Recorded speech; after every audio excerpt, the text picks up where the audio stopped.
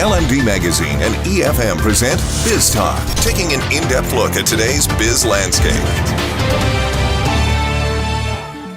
Welcome to another edition of LMD-EFM Biz Talk. Today we're speaking to the Executive Director of Group Human Resources and Communications at David Pieris Motor Company, Romany Prakrama. Good morning, Ms. Parakrama, and thank you for joining us today. First of all, how does marketing communications complement marketing activities? Marketing communications is actually a very intrinsic and complex part of what we term marketing. Loosely, you can say it is all the messaging and the channels that you use to communicate with your customer. The primary goal is to change the behavior of your customers by informing them, persuading them, and reminding them about your product or service.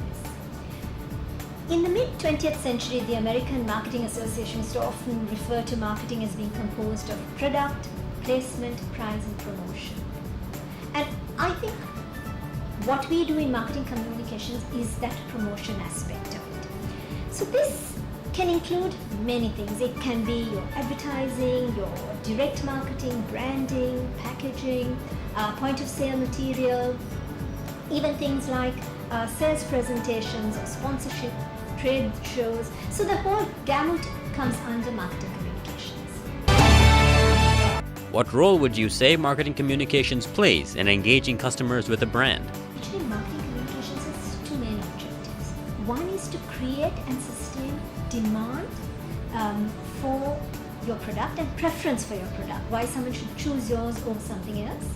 And the other is to obviously shorten the life cycle of the product sale, that is quick sale. Now the first one is obviously all about branding, creating and owning a space in your customer's mind. It's a lot more than just a logo or just an advertisement. It's actually sort of a complex sum of all the interactions that your customer has with the organization. But from a consumer perspective, hearing a consistent, clear message across all channels, whether it's TV, whether it's radio, whether it's press, whether it's social media, increases the brand integrity and helps to establish it in the consumer's mind. So if your brand isn't effectively communicated, the customer can get confused and probably go to another business. So therefore, marketing communications is a very integral part of brand and brand equity. Have marketing communication tools evolved with digitization? With digitization, people just think you take the same communication that you prepare for traditional media and just put it on a digital channel. But that's completely different. Today, the way consumers interact with their brands or their companies has changed radically. Those days, people used to depend on the company to tell you about pricing, to tell you about the product, to tell you about the brand. Today, with digitalization, that information is available at their fingertips. So the power has shifted. Today, people prefer to hear from their peers. They get their information digitally, they talk to their peers. So no longer do companies have the perhaps absolute control they had in the past. Furthermore, we have an entire generation that has been born, plugged in as it were. So their interactions are in the digital space. And they want the brands and the companies they deal with to use technology the way they use technology. It's very much part and parcel of what they do. When technology changes, they adapt their lifestyles. And they want the companies to adapt and change accordingly. And this is not just the younger generation. You're seeing this moving to the older generation as well. So therefore, we have to change the way in which we communicate, the way in which we provide information in order to cater to this changing consumer who holds the power in their hands. In what ways does being connected enhance a brand's image? We've all heard the statistics. There are over 200 million blogs out there.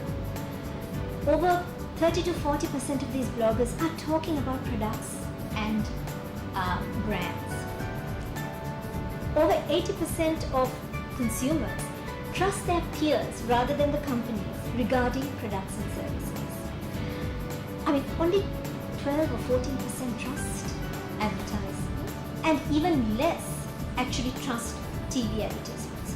So it's no longer about enhancing a brand, it's actually about the survival of the brand.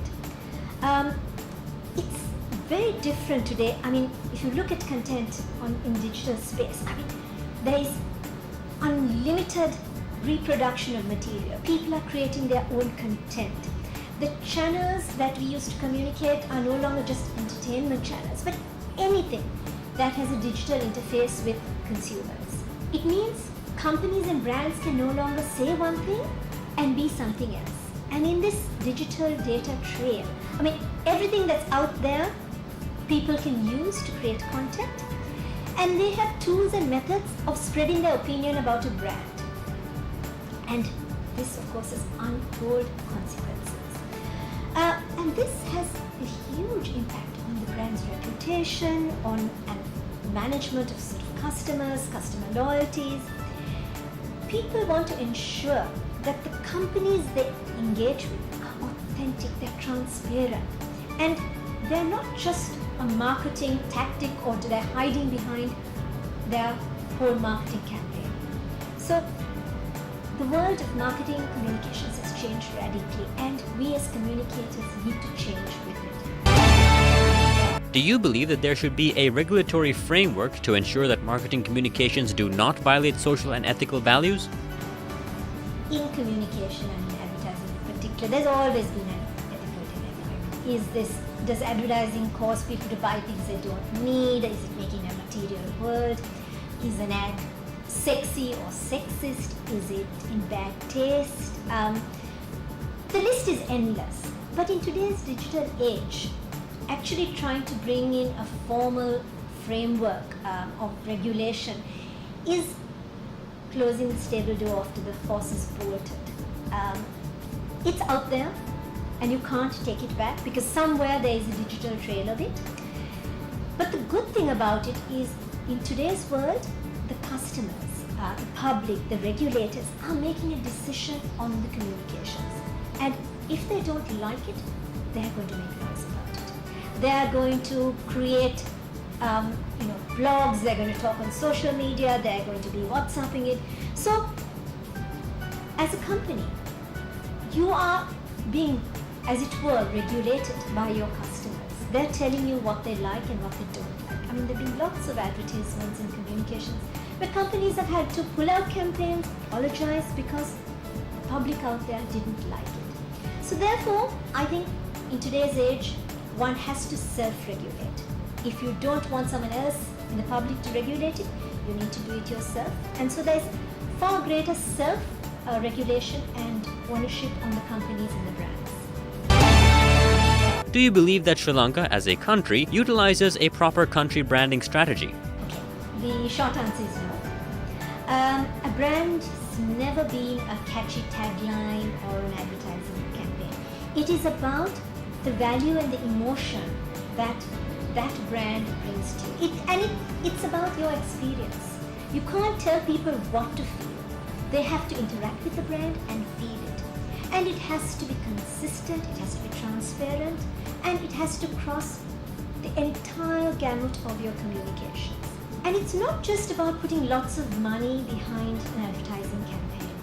It has tremendous value because everything that comes under that brand will benefit from the positives of it. But everything that comes under that brand must also give that consistent experience to the consumer. So it's not about, us being out there ensuring that we put a lot of money or we create a great logo or a great campaign, but it's about the essence or the promise that that brand has and that the consumer agrees and buys into whatever your message or story is. Thank you for joining us today, Ms. Parakrama. Thank you. Tune in every Tuesday and Thursday for more insights from our business community. You can also log on to efm.lk and lmd.lk/lmdtv for a visual experience of Biz Talk.